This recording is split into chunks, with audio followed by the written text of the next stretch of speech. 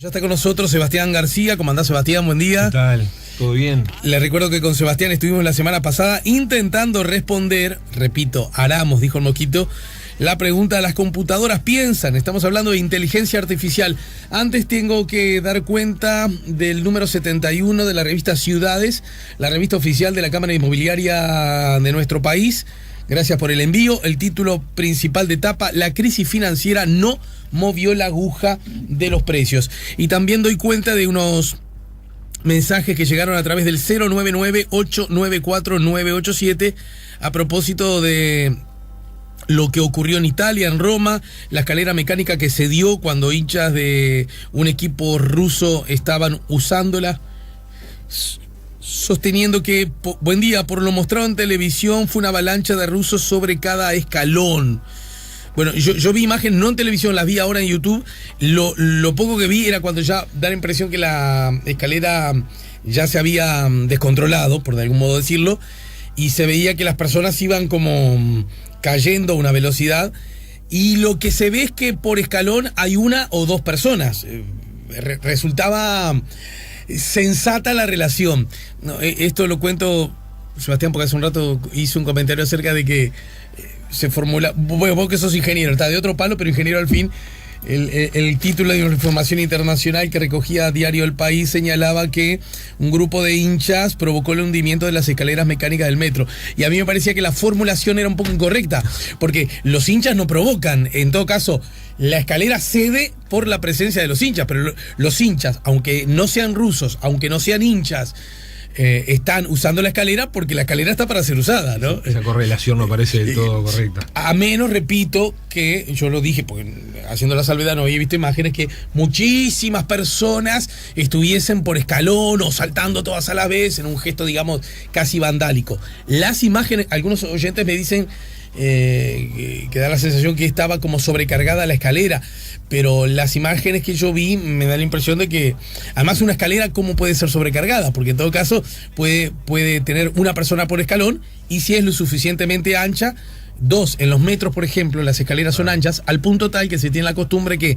los que usan la escalera mecánica quietos se ubican a la derecha, y los que usan la escalera mecánica andando, correcto, o sea, van por la izquierda, todos en la misma escalera. Por lo tanto, va de suyo que por lo menos en un escalón entran dos personas con normalidad, ¿no? Porque si hay un carril para cada uno. Correcto. Bueno, en fin, pero esas son especulaciones nada más. Mi querido Sebastián García, les recuerdo a todos, ingeniero, es el director de la empresa IDATA. Dos palabras para que nos recuerdes qué es IDATA.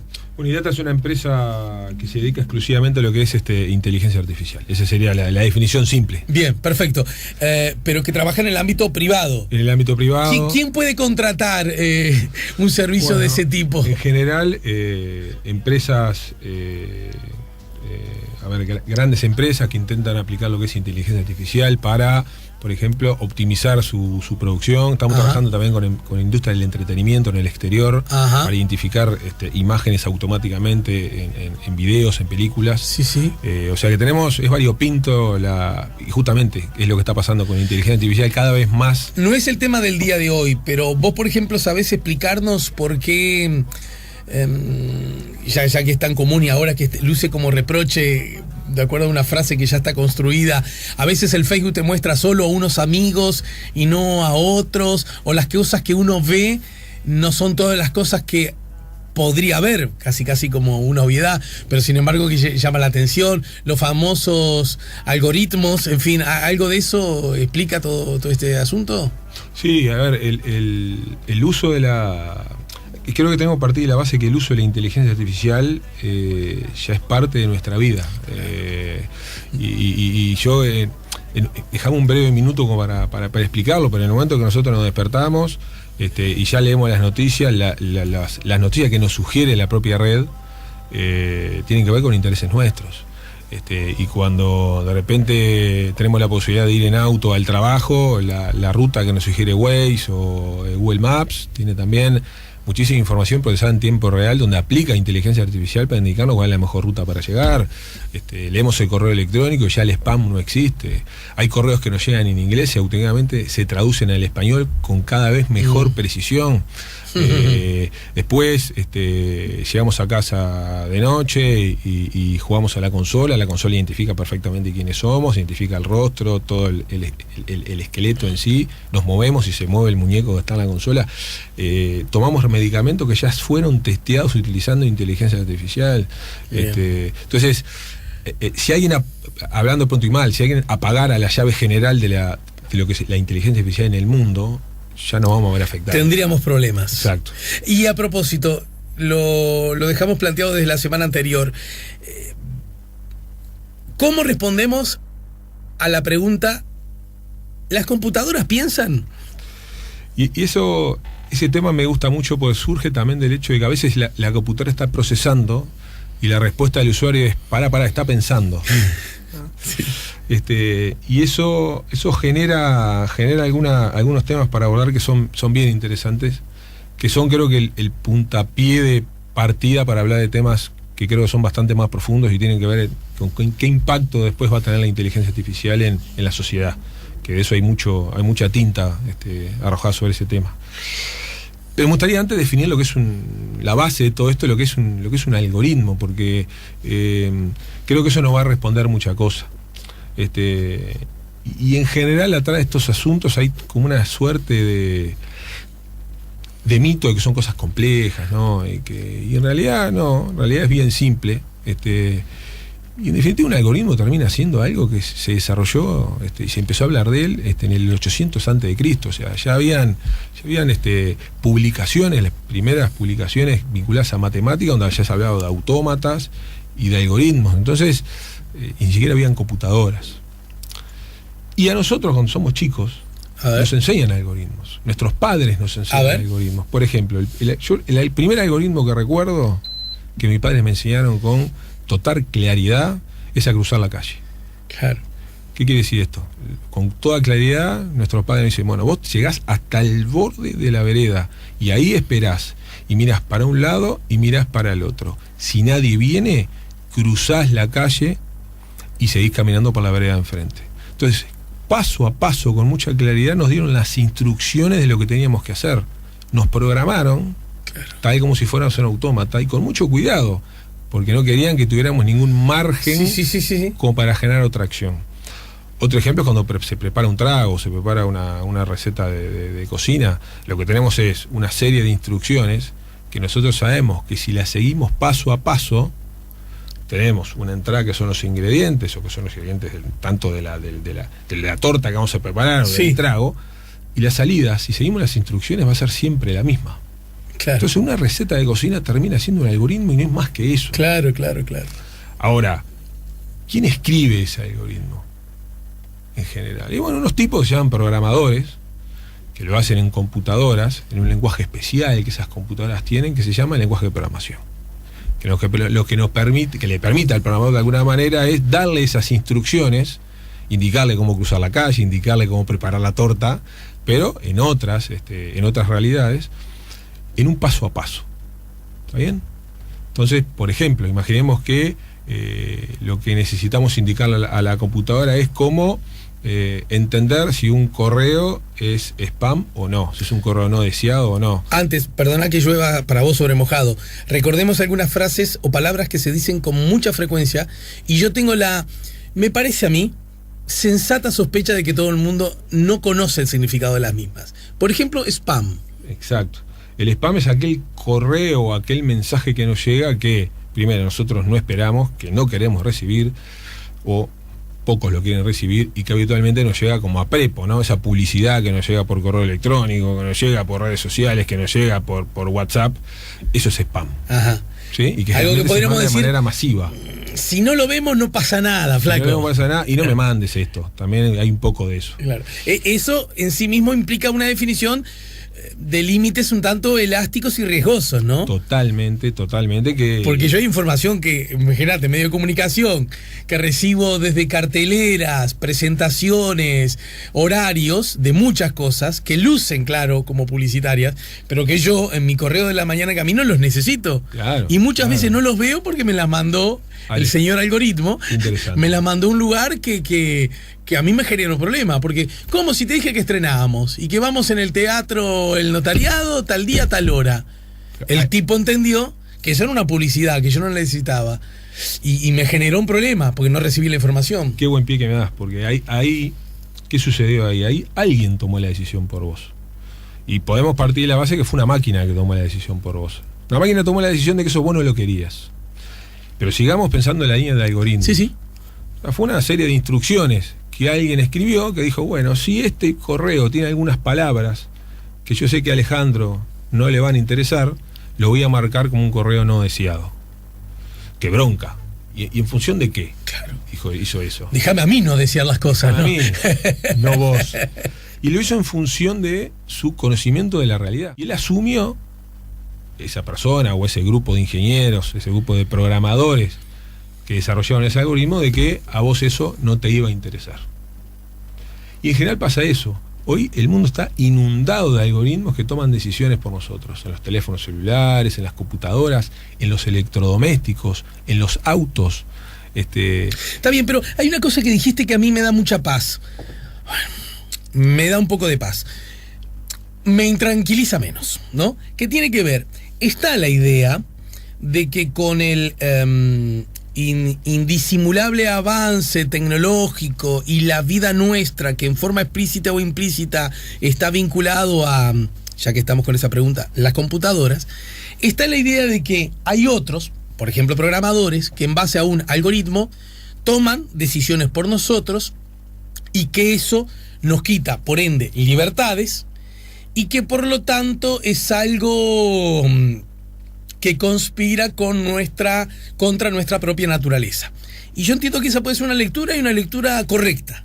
Sin embargo, la idea es que es un tanto apocalíptica, sugiriendo de que estas cosas que ahora pasan y que nos inquietan, antes no pasaban. Y esa es falsa. Porque siempre otros, de algún modo u otro, decidieron cosas por nosotros. Correcto. Quizás en forma no tan masiva, tan determinante, tan frecuente. Pero si yo entro a un supermercado y veo que en la góndola primera de cabecera me ponen un producto y no otro, alguien está intentando tomar decisiones por mí.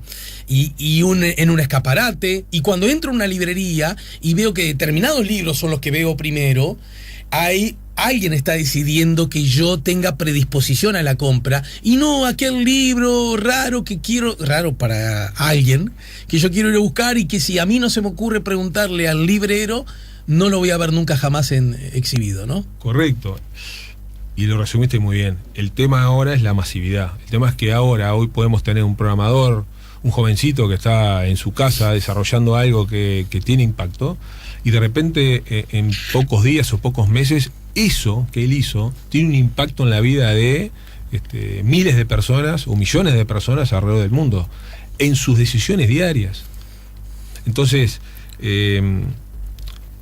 insisto, esto es un tema de cómo esa persona, ese programador, leyó la realidad y la tradujo en instrucciones que se las pasó a la máquina. Eso es el algoritmo. Ahora, el mundo cambió no con los algoritmos únicamente, sino que cambió para siempre. Yo te diría que a partir de la década de los 80 y 90, con la aparición de algo nuevo. Y creo que acá está el tema y podemos empezar a encontrar la respuesta de si las computadoras piensan. Yo puedo construir un algoritmo que determine si una persona puede ir a jugar al tenis o no. Es un clásico ejemplo. Entonces, sería un algoritmo muy simple. Lo que hago, pregunto por el clima. Si el clima, si está lloviendo, asumimos que la cancha no es techada. Si está lloviendo, le respondo que no. Entonces la máquina le va a decir, no vaya a jugar al tenis porque está lloviendo. Si no está lloviendo, puedo preguntar por la humedad. Y si la humedad es alta, le voy a decir, no vayas porque la humedad es alta. Si hay viento, me voy a fijar la velocidad del viento. Y ahí voy escribiendo el algoritmo que se parece a una serie de preguntas y respuestas que la propia computadora se va haciendo, pero de vuelta, en base a mi conocimiento del tenis, que no, de hecho, mi conocimiento del tenis es nulo. De hecho, quizás este algoritmo que yo escribí lo ejecutan en otro país donde nieva y ya no va a funcionar, porque yo nunca pregunté por eso. Claro. Ahora, ¿qué pasa si en lugar de darle instrucciones a la máquina, nos basamos en los datos? Por ejemplo, nosotros podemos tener todos los datos de las veces que yo fui a jugar al tenis, y yo sé qué clima había en ese momento. Y yo sé las veces que no fui a jugar al tenis y cómo estaba el clima en ese momento. Por lo tanto, tenemos los datos del clima y la decisión que yo tomé. Claro. ¿Y qué tal si en lugar del algoritmo escribirlo, yo le pido a la máquina que lo escriba en función de los datos? Esa idea, que parece simple, que es que la máquina pueda tomar los datos de entrada y a partir de los datos de salida, ella propia escribir el algoritmo, es muy loco, ¿no? Una máquina que escribe programas, una máquina que escribe algoritmos. Bueno, esto que nos acabas de decir nos ayudaría, nos invitaría a responder sí a la pregunta, las computadoras piensan. Correcto. Es como, pero entonces la bicha piensa, ¿no? A ver, la bicha va a tomar decisiones en función de los datos que nosotros le demos. Y esta idea, esto que acabo de decir, créanme que cambió la historia de la humanidad para siempre. Y es de los 80-90 fundamentalmente. Sí, esta es una tecnología que no es una tecnología en realidad, sino que es una técnica que se empezó a desarrollar en la década del 50. Yo el miércoles pasado decía que Alan Turing, que es un tipo que lo podemos ver en la película El Código de Enigma, sí, claro. Él desarrolló algo que se llamaba el juego de la imitación.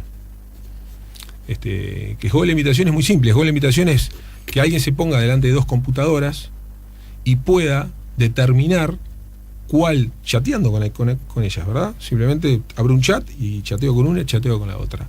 Detrás de una de ellas hay un ser humano y del otro lado de la otra hay una máquina que se hace pasar por un ser humano. Si yo logro darme cuenta como usuario cuál es la que tiene el ser humano y cuál es la que tiene la máquina, no pasó el test, porque logro determinar que ahí hay una máquina. Claro. Si no logro darme cuenta, se pasó el test de Turing. Esto fue en el año 50 que se definió. Mirá. Estamos en el 2018, todavía nadie superó el test de Turing. Ninguna máquina lo pudo superar. O sea, ninguna máquina pudo discriminar si está frente a una... Ningún ser humano pudo discriminar si está delante de una máquina. O sea, pudo, o mejor dicho, ninguna máquina pudo confundir a un ser humano eso. Haciéndole creer que en realidad era... No es una máquina, que es un ser humano. Correcto. Ese test todavía no se pasó. ¿Qué quiero decir con esto? Estamos lejos. O sea, volviendo, las bichas habrán avanzado, pero no tanto. No tanto, tenemos mucho por delante. Y esta idea que él empezó a definir, esta idea de los datos, esta idea que empezó a definirse allá por la década del 50, cambió para siempre la historia de la humanidad. Ya estamos en el final, ya se viene nuestro querido y admirado Pinocho Rutín. Hablaste de los datos, ¿no? ¿Cuándo? ¿De qué modo las computadoras, los programadores, empezaron a tener mis datos? ¿De qué modo empezaron tanto a conocerme? Porque que conozcan al ministro de Economía de Alemania, y bueno, sí, yo pondría inteligencia porque andás a ver qué piensa el tipo. Al canciller de los Estados Unidos, ¿no? Bueno, sí, claro, imagínate la importancia de este loco.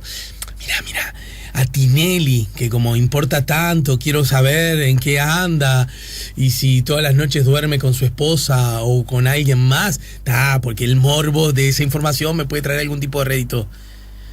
Pero se sabe cosas de cada uno de nosotros, oscuros y grises seres humanos. Estoy jugando, ¿no? Sí, oscuros y seres grises, seres humanos que andamos por ahí. ¿Cómo? ¿De qué modo? Si es la, entre comillas, maldad del sistema o es mi tonta complicidad que lo permitió. ¿Lo podemos ver la semana que viene? Sin duda. Dale, muchas gracias, Sebastián. No, gracias a vos. Bueno, mañana te veo en la última función de Toc Toc, ¿verdad? Por supuesto, ahí estaremos. Ya volvemos con La Mañana en Camino.